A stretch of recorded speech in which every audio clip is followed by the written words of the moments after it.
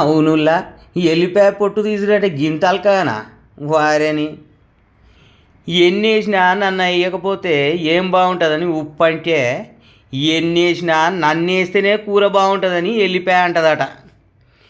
ఏ కూరలైనా గింత అల్లం ఎల్లిపాయ ముద్ద వేయకపోతే రుచే ఉండదా. గందుకే మన ఆడోళ్ళు అల్లం ఎల్లిపాయ నూరేందుకు ఎన్ని తిప్పలైనా పడతారు లో. ఇక ఎల్లిపాయ పొట్టు తీయనీకైతే గడ్డల్ని ఒలిసి గోరుతోటి ఒక్కొక్క పాయ పొట్టు తీస్తారు. ఏళ్ళు గోళ్ళు నొత్త అంటే గిదంతా పని కాదని గింత మంచి నూనె రాసి ఎండలు ఎండబెట్టి ఓ బత్తలేసి నలుస్తారు. కొందరైతే వాటిని బండకేసి కొడతారు. ఇక మళ్ళా గప్పుడు పొట్టు తీసుడు మొదలెడతారు.